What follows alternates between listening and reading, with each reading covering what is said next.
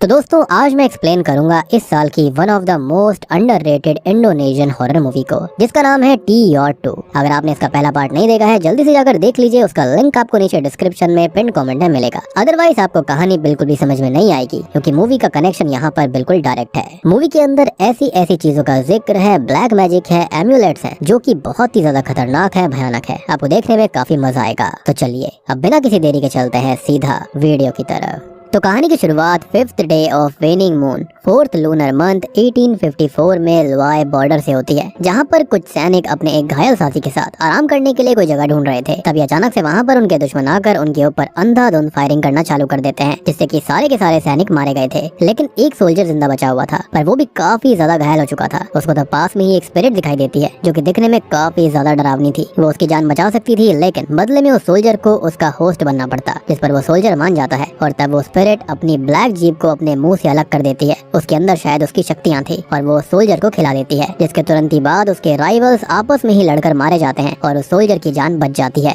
फिर अब इसी के साथ कहानी सीधा 1975 में आती है। जैसा कि आपको याद होगा कि पहले पार्ट की कहानी 1972 की थी, तो यहाँ पर 3 साल का फर्क है। अब इन 3 सालों में याक अपनी बहन यम की मौत के बाद से ही सार्ज पेफेन के साथ ही गोस्ट हंटिंग करने लग गया था और उस स्पिरिट को ढूंढ रहा था जिसने की यम को जान से मार दिया था। खैर अभी सार्ज के साथ याक एक आदमी के घर में उसके अंदर के गोस्ट को बाहर निकालने के लिए आया होता है। और कमाल की बात तो ये थी कि उस आदमी के अंदर जो गोस्ट है वो याक को पहले से जानता था। याक भी इस बात से काफी हैरान रह जाता है कि वो भूतों की कम्युनिटी के अंदर इतना फेमस हो चुका है। खैर पेफेन अभी बाहर जाकर उस घर की सीढ़ियों को उल्टा करने लग गया था, ताकि वो गोस्ट वहाँ से बाहर ना जा सके। वहीं याक जब उस भूत से बात करता है तो उसको पता चलता है कि वो गोस्ट उस स्पिरिट के बारे में जानता है जिसने की यम को मारा था। लेकिन वो याक से उसके सामने झुकने के लिए कहता है, जिसके बाद ही वो स्पिरिट के बारे में बताने वाला था। लेकिन याक को किसी भी स्पिरिट के सामने झुकना बिल्कुल ही पसंद नहीं था और उसे तो उन स्पिरिट से नफरत सी हो गई थी। अब वो स्पिरिट से लड़ाई करते हुए उसे बहुत मारता है, जिससे कि वो स्पिरिट वहाँ से भागने की कोशिश करती है। लेकिन सार्ज ने बाहर सीढ़ियों को ऑलरेडी उल्टा कर दिया था, जिससे कि उस स्पिरिट को बाहर जाने पर एक मिरर की तरह खुद की ही रिफ्लेक्शन दिखाई देती है, जिसके चलते वो वहाँ से एस्केप नहीं कर सकती थी। वो तब अंदर जाती है और याक उसको फिर से पीटना चालू कर देता है, जिसके तुरंत ही बाद याक ने स्पिरिट के ऊपर अपनी स्पेशल गन तान दी थी, जिसके अंदर की जो बुलेट्स होती है वो स्पेशल बुलेट थी, यानी कि होली बुलेट्स होती है, जो की आखिरी पार्ट में इस्तेमाल हुई थी, जिनको पीटर्समॉन बुलेट्स कहा जाता है। अब तभी डर के मारे वो स्पिरिट उसको एक नाम बताती है, डोंग कोमोटे। वो बोलती है कि वहाँ पर एक आदमी है जिसके साथ ही अभी वो स्पिरिट है और उससे ज्यादा उसको कुछ नहीं पता, जिसके चलते सार्ज अब उस स्पिरिट को उस आदमी के शरीर को छोड़ देने के लिए कहता है, जो कि मजबूरन उस स्पिरिट को करना पड़ता है। अब उस आदमी की बॉडी से एक ब्लैक लिक्विड बाहर आता है, जिसमें सार्ज ने एक कैटफिश को डाल दिया था और अब वो स्पिरिट कैटफिश के अंदर आ जाती है, जिसको याक और सार्ज बाद में बॉनफायर में जलाकर खत्म कर देते हैं। अब तभी उनको वजीराया वाइसेट नाम की किताब से प्वांग के बारे में पता चलता है, जो कि सियाम में मौजूद सबसे पहला गोल था। इनफैक्ट उसने वात पाक फांग में एक छोटा सा घर बनाया था और उसके पास ही वो इविल स्पिरिट भी थी, जिसने गांव के 3 लोगों को जान से मारकर खा भी लिया था। इसलिए गांव वालों ने कुछ मॉन्क्स को बुलाकर उसके घर को पूरी तरह से जला दिया। तब से ही वो डोंग कोमोटो के जंगल में चला गया, जहाँ पर काफी सारी बुरी स्पिरिट्स का वास है और उस जंगल में जाना खतरे से खाली नहीं है। लेकिन याक किसी भी हाल में वहाँ पर जाना चाहता था, क्योंकि वो जानता था कि वो स्पिरिट उसके परिवार को नुकसान पहुँचाने कभी न कभी वापस जरूर आएगी। इसलिए वो उसके आने से पहले ही उसे पूरी तरह से खत्म कर देना चाहता था। लेकिन सार्ज जो होता है वो याक को अकेले उस जंगल में नहीं जाने देना चाहता था।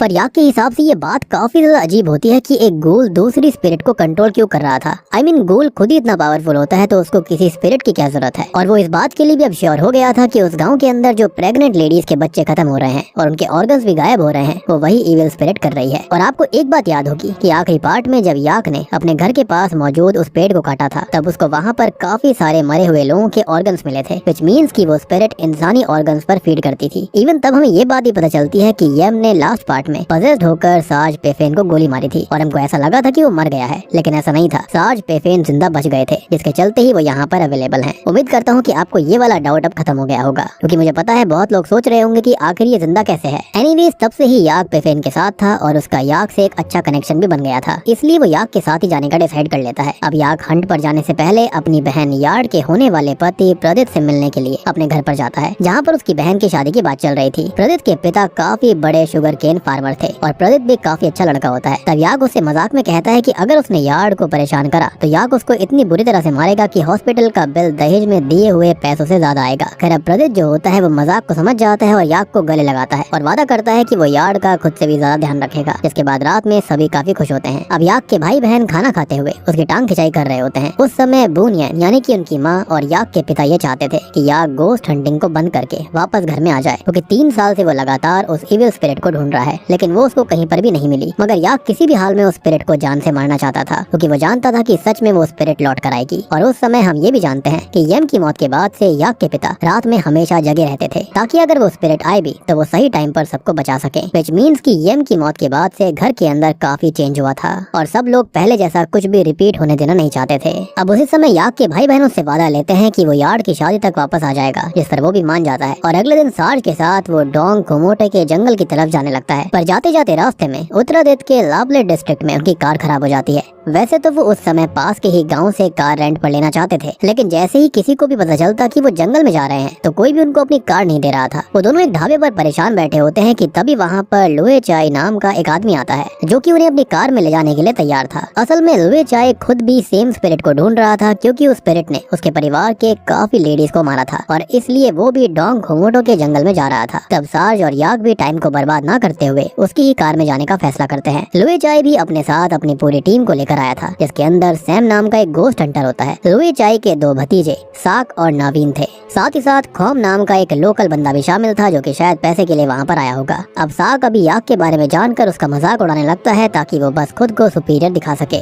लेकिन इससे याक को उस पर गुस्सा आ जाता है और उसने साक का कॉलर पकड़ लिया था। इसलिए लुए चाय तब साक को याक से माफी मांगने के लिए कहता है। खैर अब वो लोग जंगल की शुरुआत तक पहुँच गए थे, जहाँ से उन्हें आगे पैदल ही जाना पड़ता। अब उसी समय साक जो होता है वो गाड़ी से उतरकर पास में ही मौजूद पेड़ पर सुसु कर देता है, जिससे कि सार्ज को काफी गुस्सा आ गया था। वो साक को समझाता है कि उसे पहले फॉरेस्ट में मौजूद स्पिरिट से इसके लिए परमिशन लेनी चाहिए थी, क्योंकि ये फॉरेस्ट नॉर्मल नहीं है। लेकिन साक अपने एरोगेंट नेचर की वजह से उसकी बातों को अनसुना कर देता है। जंगल में अपने हंट को चालू करने से पहले भी उन्हें जंगल से इसकी परमिशन लेने की जरूरत थी, जिसके लिए उन्हें कल्चर में एक ऑफरिंग के साथ एक डैगर का इस्तेमाल करना होता था। मीन्स जंगल के लिए कुछ ऑफरिंग रखने के बाद में एक डैगर को वहाँ की जमीन में घुसाकर देखा जाता, जो कि अगर बिना किसी दिक्कत के अंदर चला जाता है तो जंगल ने उन्हें अंदर जाने की परमिशन दे दी है, यानी कि वहाँ की स्पिरिट्स को उनसे कोई दिक्कत नहीं थी। लेकिन अगर कोई रुकावट आती है तो जंगल की तरफ से और स्पिरिट्स की तरफ से उनके लिए आना मना था। अब ऑफरिंग देने के बाद में सार्ज भी डैगर को जमीन पर मारता है, लेकिन डैगर अंदर नहीं जाता, मतलब कि जंगल ने उन्हें परमिशन नहीं दी थी। पर याक जो होता है वो सार्ज से डैगर छीन लेता है और थोड़ा दम लगाकर एक ही बार में उस डैगर को जमीन में घुसा देता है, जिसके बाद में वो लोग अपने हंट को चालू कर देते हैं। यहाँ पर ये चीज याक की डिटर्मिनेशन को दिखाती है। लेकिन उनके जाने के बाद में अचानक से ही डैगर से करा हुआ गड्ढा अपने आप भरने लगता है, विच मीन्स कि शायद फॉरेस्ट नहीं चाहता था कि वो लोग वहाँ पर आकर अपने हंट को चालू करे या फिर अंदर जाएं। मतलब आगे बढ़ते समय जब याक लुए चाय से साक के एरोगेंट बिहेवियर के बारे में बात करता है, तो हम लुए चाय की बातों से जान पाते हैं कि असल में साक की माँ को साक के बचपन में ही उस स्पिरिट ने जान से मार दिया था, जिस वजह से ही बचपन से उसका नेचर ऐसा ही है। लेकिन अभी भी याक को ये बात हजम नहीं हो रही होती कि वो स्पिरिट आखिर लुए चाय के परिवार के पीछे क्यों पड़ी है।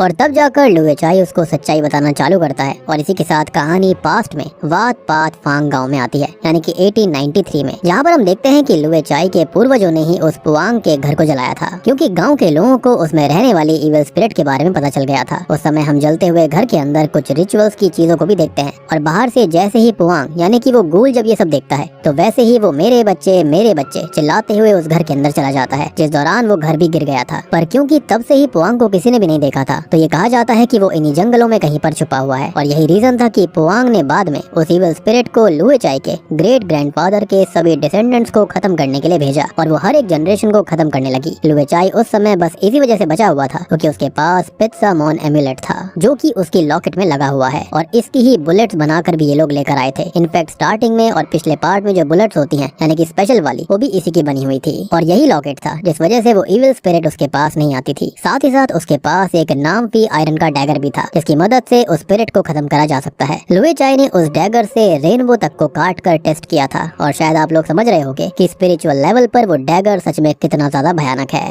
खैर अब जंगल में आगे बढ़ते हुए उन्हें अजीब सी आवाजें आती हैं, जिसको सुनकर सब चौकन्ने हो गए थे। लेकिन होता यह है कि उनके सामने एक बड़ा सा कोबरा आ जाता है, जिसको देखकर सभी काफी डर जाते हैं। तब सार्ज बताता है कि शायद जंगल की स्पिरिट्स ने ये उनको वार्न करने के लिए भेजा है, उनको आगे नहीं जाना चाहिए। मगर तब सैम यानी कि जो गोस्ट हंटर होता है उस कोबरा को रोकने के लिए आगे जाता है, और जो कोबरा होता है वो उसके मुंह पर बुरी तरह से डस लेता है, जिससे कि साग को गुस्सा आ गया था और उसने कोबरा के सर पर शूट करके उसे जान से मार दिया, जिससे कि सार्ज और याक को काफी गुस्सा आ जाता है, क्योंकि वो लोग जंगल में मौजूद किसी भी जानवर को या फिर किसी भी चीज को नुकसान नहीं पहुंचा सकते थे, क्योंकि वहाँ पर वो खाली स्पिरिट को हंट करने आए थे, ना कि जानवरों को। और अब वो गार्डियन स्पिरिट्स उनको और ज्यादा परेशान करने वाली थी। लेकिन साग का तो इस पर कोई भी रिग्रेट नहीं होता, और वो याक से उसकी बहन के बारे में भी उल्टा सीधा बोलने लगता है कि वो अपनी बहन तक को नहीं बचा पाया, जिसके चलते याक ने सीधा साग को मारना चालू कर दिया था। याक अब साग को शूट करके भी जान से मारने ही वाला होता है, लेकिन तभी लुए चाय की शक्ल देखकर वो रुक जाता है। लुए चाय चाहता था कि याक और सार्ज अब उन लोगों को गाइड करे, क्योंकि जंगल का रास्ता सच में इतना ज्यादा आसान नहीं था। धीरे धीरे अब अंधेरा होने लग जाता है, और जैसे जैसे अंधेरा हो रहा था वैसे वैसे उनको अलग अलग स्पिरिट्स के हंसने की आवाज आती है, जो कि वैसे तो वो स्पिरिट्स बस उनको अभी परेशान करने के लिए कर रही थी, लेकिन अंधेरा होते ही वो असली शो दिखाने वाली थी, यानी कि उनको और ज्यादा डराने वाली थी। तभी याक के पीछे के पेड़ से एक लाश लटकती है, लेकिन जब वो पीछे मुड़ता है तो वो बस एक पेड़ की डाली होती है। अब उन्होंने रात में उसी जगह पर रुकने का फैसला किया था। मीनवाइल हम याक के घर पर उसके पिता को देखते हैं, जो कि रोज की तरह ही रात के समय में कुर्सी पर पहरा देने के लिए बैठ गए थे। उस समय घर के अंदर यार्ड अपनी सबसे छोटी बहन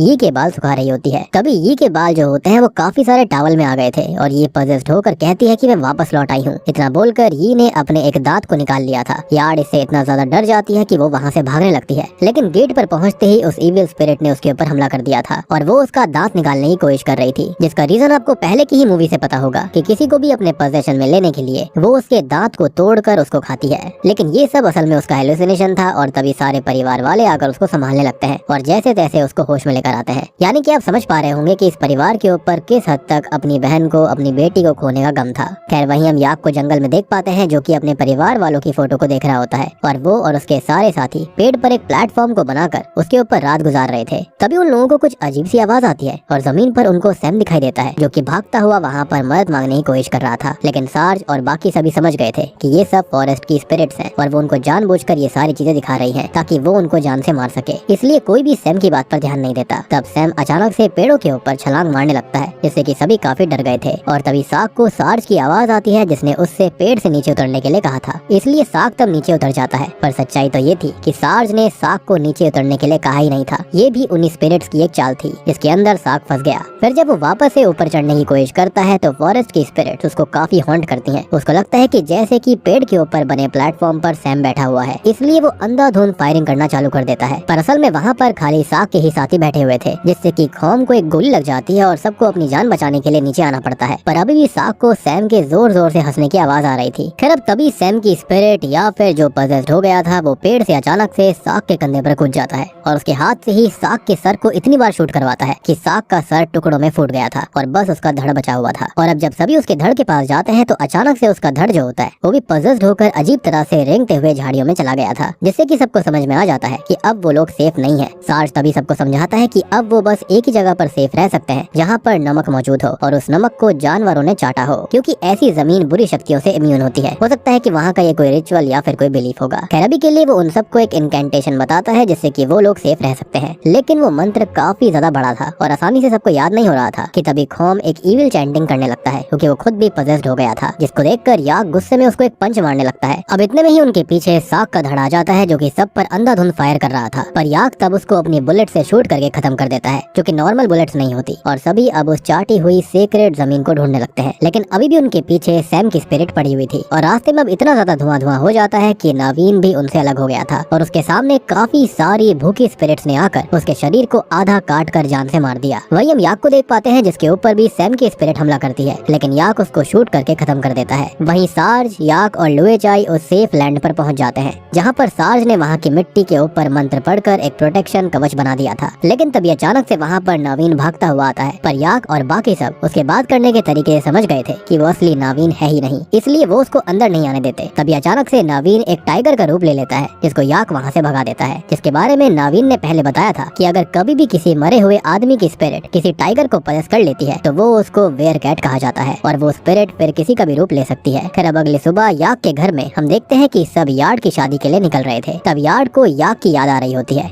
इसलिए यॉस और यॉड उसको ये कहते हैं कि अगर याक ने अपना वादा तोड़ा तो वो लोग उसको घसीट कर वापस लेकर आएंगे। अब उनके घर से निकलते ही अनजान कारण से उनके घर में रखा हुआ रेडियो चालू हो गया था। खैर वहीं पुआंग को ढूंढते हुए याक, लुएचाई और सार्ज एक जले हुए कैबिन के पास पहुंच गए थे, जिसके अंदर काफी सारा खून और उस इविल स्पिरिट के जैसे दिखने वाली एक वुडू डॉल पड़ी हुई थी, जिसको देखकर याक गुस्से में उस डॉल को पटक कर लात मारने लगता है। और वहीं सार्ज पास में एक दलदल के पास जाता है जिसके अंदर ही पुआंग था। सार्ज ने उसके ऊपर गन तान दी थी, जिससे कि पुआंग को भी गुस्सा आ जाता है और वो सार्ज की मड से एक वुडू डॉल बनाकर उसके गले को दबाने लगता है, यानी कि डॉल के गले को। अब इतने में ही वहाँ पर याक और लुएचाई भी आ जाते हैं, जिनको देखकर पुआंग उनसे भी बात करता है। अब जैसा कि सबको अब तक लग रहा था कि पुआंग ही उस इविल स्पिरिट को कंट्रोल करता है, तो ऐसा कुछ भी नहीं था। जी हाँ, और दोस्तों अब यहाँ पर खुलते हैं इस मूवी के असली पत्ते। तो पुआंग असल में कोई गूल नहीं बल्कि वही सोल्जर था जिसको हमने शुरुआत में 1854 में देखा, और उस स्पिरिट ने उसकी हेल्प करी थी उसको पजस करने के लिए, और तब से ही वो एक तरह से उस स्पिरिट का गुलाम बन गया था और उस स्पिरिट ने उसके बच्चे तक को मार दिया। उस समय के बाद से पुआंग जिंदा ही था, जिससे कि वो काफी ज्यादा परेशान हो चुका था। ऑब्वियस सी बात है, इतना ओल्ड कोई आदमी दिखाई देगा तो उसको कोई आदमी तो नहीं कहेगा, गूली कहेगा, शैतान कहेगा या फिर कुछ भी। और 1893 के समय पर वो स्पिरिट को ही मारने के लिए अपने घर में एक रिचुअल कर रहा था, जो कि पूरा भी होने वाला था, लेकिन लुएचाई के पूर्वजों ने उसके घर में आग लगा दी, यानी कि पूरी की पूरी कहानी को ही मैनिपुलेट कर दिया गया था। और वो ये भी बताता है कि उस समय भी वो स्पिरिट को नहीं बल्कि अपने घर के अंदर मौजूद अपने बच्चों को बचाने के लिए गया था, पर उसके बच्चे घर टूटने की वजह से वहीं मारे गए, और इसलिए उस स्पिरिट से बचने के लिए पुआंग ने विरुंग चामवांग एम्यूलेट से एक ब्रेसलेट बनाया था, जिसकी वजह से वो इविल स्पिरिट उसको नहीं देख सकती। बेसिकली वो इनविजिबल हो गया था उस स्पिरिट के लिए, और अगर उसे पता चल जाता कि पुआंग इस जंगल में है तो यहाँ पर आकर पुआंग को मार देती, ताकि वो अपनी शक्ति, अपनी जीभ को वापस लेकर और ज्यादा शक्तिशाली बन सके। यानी कि यहाँ पर जब इन लोगों ने 3 साल पहले उसको फेस किया था तो ये स्पिरिट अपनी फुल पावर पर नहीं थी। सोचकर देखिए कि इतनी कम शक्ति होने के बावजूद इस स्पिरिट ने कितनी तबाही फैलाई थी, और अब अगर उसको पुआंग मिल जाता, उसकी जीभ वापस मिल जाती, तो वो कितनी ज्यादा शक्तिशाली बन सकती थी। लेकिन लुएचाई तभी अचानक से अजीब सी चीज करता है, और ये बात सुनते ही वो पुआंग का हाथ काट देता है, जैसे कि अब वो इविल स्पिरिट के सामने विजिबल हो चुका था। तब हम समझ पाते हैं कि असल में लुएचाई के परिवार वाले अभी भी उस इविल स्पिरिट के कब्जे में थे, क्योंकि वो उनको खत्म करने के लिए आई थी, पर लुएचाई ने उसके साथ ही डील कर ली कि अगर वो पुआंग को ढूंढ लेगा तो वो स्पिरिट उसके परिवार को छोड़ देगी। पर तब पुआंग हंसने लगता है, क्योंकि वो समझ चुका था कि अब उसका समय पूरा हो चुका है, और अब वो उस इविल स्पिरिट को खत्म करने की जिम्मेदारी याक को देता है। और तभी वहाँ पर वो इविल स्पिरिट भी आ जाती है, जिसके आते ही लुएचाई और याक को नींद आने लग गई थी। पर याक अभी लाइटर से खुद को जलाकर और लुएचाई अपने डैगर से खुद को स्टैब करके अपने आप को जगाने की कोशिश करते हैं। और पिछले पार्ट में भी हमने देखा था कि जब भी ये स्पिरिट आती है तो हमेशा लोगों को नींद आने लगती थी। अब हम नोटिस कर पाते हैं कि सार्ज तो पहले से ही बेहोश था। खैर अभी के लिए वो इविल स्पिरिट पुआंग के मुंह में अपना हाथ डालकर अपनी जीभ लगाकर जोड़ लेती है, जिससे कि लुएचाई काफी ज्यादा खुश था। लेकिन स्पिरिट ने डील पूरी करने की जगह लुएचाई को ही मार दिया, और इससे हमको पता चलता है कि इविल एनर्जीज कभी भी आपकी सगी नहीं हो सकती। जिसके बाद वो याक को भी कुछ चैंटिंग से कंट्रोल करती है और उसके ही हाथों से उसकी चेस्ट पर गोली चलवा देती है, जिससे कि याक भी मरने लग गया था। और अब वो इविल स्पिरिट याक के परिवार को मारने के लिए जाने वाली थी। और जिस होटल के अंदर यार्ड की शादी होनी थी उसके बाहर तूफान आने लग गया था और मौसम अचानक से काफी खराब हो जाता है। तब होटल का स्टाफ यार्ड के परिवार को बताता है कि उनके बाकी के स्टाफ को आने में थोड़ा वक्त लग जाएगा, जिस पर सब मान जाते हैं। अभी यहाँ पर यार्ड, यी और बुनियन याक के बारे में सोचते हुए रूम की तरफ जाने लगते हैं, और याक के पिता यॉड, यॉस और प्रदित डाइनिंग एरिया में ही बैठे हुए थे। तभी अचानक से पूरे होटल की लाइट चली जाती है और यी, यार्ड और बुनियन के सामने फ्लोर की टाइल्स टूटने लग जाती हैं, जिससे कि वो लोग काफी डर जाते हैं और यार्ड को फिर से अपने सामने वही इविल स्पिरिट दिखाई देने लगती है। वहीं यॉस, यॉड और उसके पिता को भी समझ आ चुका था कि कुछ ना कुछ दिक्कत जरूर है। अब प्रदित तब गेट को खोलने की कोशिश करता है, लेकिन गेट उसके सर पर लगने की वजह से वो बेहोश हो गया था। तब यॉस, यॉड और उनके पिता वहाँ से बाहर निकलने की कोशिश करते हैं, पर अभी भी दरवाजा नहीं खुल रहा होता। अब याक के पिता बंदूक से गेट को खोलने की कोशिश करते हैं, लेकिन गोली ही नहीं चलती। इसलिए यॉड उनको याक की गन देता है, जिसके अंदर वो स्पेशल बुलेट्स होती है, और उससे शूट करके उन्होंने गेट को खोल दिया था। तभी अचानक से होटल की लाइट भी वापस आ जाती है, लेकिन वहाँ के स्पीकर के ऊपर उस इविल स्पिरिट की आवाज आ रही थी और सबको नींद आने लग जाती है। लेकिन तब सभी जगह रहने की कोशिश करते हैं, लेकिन यी की आंख लग गई थी और उस समय हम बुनियन को देखते हैं, जो कि यी को अपने साथ रूम में लेकर जाने लगती है। पर वो असल में वही स्पिरिट थी, क्योंकि असली बुनियन तो फ्लोर पर ही पड़ी हुई थी। अब वो जल्दी से उठती है और यी को ढूंढते हुए एक स्टोर रूम में जाती है, जहाँ पर अचानक से उस इविल स्पिरिट ने उसको पजेस कर लिया था। वहीं अब तक हम देखते हैं कि प्रदित भी पजेस होकर यॉस, यॉड और उनके पिता के ऊपर हमला कर रहा था। वो यॉड को जान से मारने वाला होता है कि तभी यॉस पीछे से आकर उसके सर पर बुद्धा की मूर्ति से वार करके उसे बेहोश कर देता है। अब दूसरी तरफ हम बुनियन को देखते हैं, जो कि पजेस हालत में एक हल जैसा हथियार लेकर सबको ढूंढने लगती है। अब तक ये को समझ में आ चुका था कि वो बुनियन के साथ नहीं है, बल्कि उस इविल स्पिरिट के साथ है। अब तभी वहाँ पर वो उस औरत को देखती है जिसका नाम चुए था, जिसको हमने पहले पार्ट के अंदर यम का दांत खाते हुए देखा था, जिसने उसके ऊपर हमला करके उसका दांत निकाल लिया था। उसको देखते ही ये बहुत जोर से चिल्लाती है, पर चूहे उसके मुंह पर हाथ डालकर उसका दांत निकालने की कोशिश कर रही थी। तब ये एक रूम में चली जाती है और जब चूहे उसके पास आने की कोशिश करती है तो ये एक छाते को लेकर उसकी आंख में डाल देती है और उस छाते को खोलकर वहाँ से भाग जाती है, जो कि मेरे ख्याल से काफी ज्यादा फनी सा सीन था। लेकिन ये जो होती है वो काफी डरी हुई थी और उस समय उसको याक की बात याद आती है कि कोई भी स्पिरिट हमको तब तक डरा सकती है जब तक हम उससे डरते रहेंगे, लेकिन अगर हम उसको इग्नोर करते हैं तो वो हमको नहीं डरा पाएगी। ये सोचते ही ये अपने पास मौजूद एक कैंडी को निकाल कर खाने लगती है, लेकिन तभी उसके पास उसकी माँ आ जाती है जो कि पजस हो रखी थी। तब चूहे और बोनियन दोनों ही ये को मारने के लिए उसके पीछे पड़ जाती हैं और एक समय ऐसा आता है जब वो ये को जान से मारने वाली होती है कि तभी वहाँ पर यॉस और यॉड आ जाते हैं और ये को बचा लेते हैं। पर तब बोनियन ने यॉड को घायल कर दिया था और वो यॉस को भी लगभग जान से मारने वाली होती है कि तभी वहाँ पर याक आ जाता है, जिसको देखकर वो इविल स्पिरिट शॉक्ड रह गई थी क्योंकि उसने तो वहाँ पर उसे गोली मारी थी। उसके साथ सार्ज भी मौजूद था और अब वो दोनों ही इविल स्पिरिट को रोकने की कोशिश करते हैं, जिसके साथ ही सीन अब पास्ट में जाता है जहाँ पर इविल स्पिरिट के जाने के बाद में सार्ज ने याक को उठा लिया था और उसे बताया था कि पुआंग ने मरने से पहले याक की एक वुडू डॉल बनाई थी और उसकी भी वुडू डॉल बनाई थी, जिस पर उसने एक बहुत ही खतरनाक यंत्र बनाया था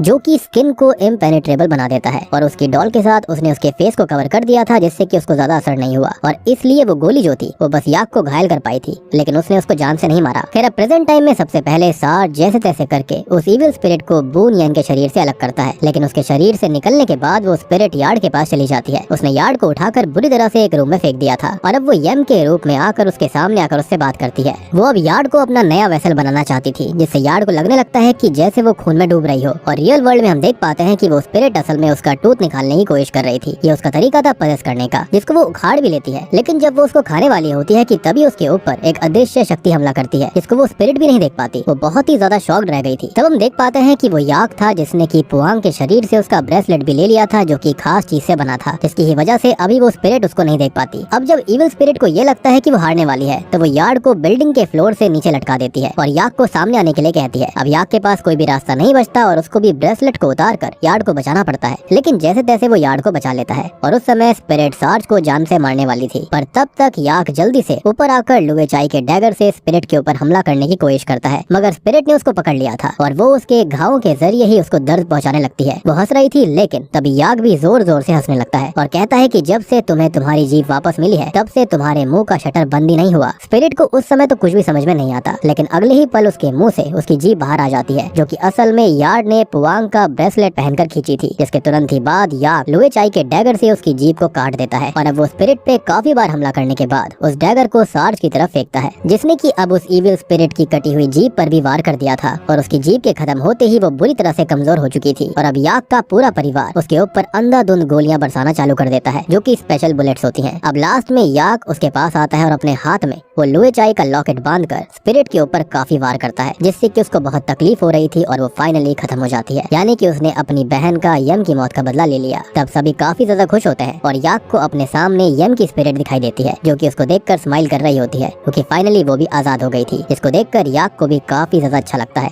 और फाइनली उसकी ये गोस्ट हंटिंग वाली चीज भी खत्म हो जाती है और बूम, इसी के साथ में ये मूवी यहीं पर खत्म हो जाती है। तो दोस्तों ये थी इस फिल्म की कहानी। उम्मीद करता हूँ कि आपको पसंद आई होगी, जो कि रियल स्टोरी से इंस्पायर्ड होकर बनाई गई है। इस मूवी के जो डायरेक्टर हैं उनकी माँ के साथ ही ये सब कुछ घटित हुआ था, तो इस चक्कर में ये मूवी काफी ज्यादा इंटरेस्टिंग, काफी बढ़िया बन जाती है और पार्ट 1 से डायरेक्ट कनेक्शन भी है। साथ ही साथ यहाँ पर ये इस साल की काफी अंडररेटेड हॉरर मूवी है। उम्मीद करता हूँ कि आपको जरूर पसंद आई होगी। बाकी यहाँ पर समझाने जैसी कोई बात नहीं है, लेकिन अगर आपका फिर भी कोई डाउट है तो आप कॉमेंट सेक्शन में पूछ सकते हैं, मैं आपको समझा दूंगा, सब कुछ बता दूंगा। हो सकता है कि यहाँ पर नाम आपके लिए थोड़े से कंफ्यूजिंग रहे होंगे क्योंकि नाम काफी सिमिलर से हैं, लेकिन फिर भी मैंने जितना हो सके चीजों को सही रखने की कोशिश करी है। तो वीडियो पसंद आई हो तो लाइक कर दीजिए, चैनल के ऊपर नए हो तो सब्सक्राइब कर देना। तो मैं आप सबको मिलता हूँ अगली वीडियो के साथ में, तब तक के लिए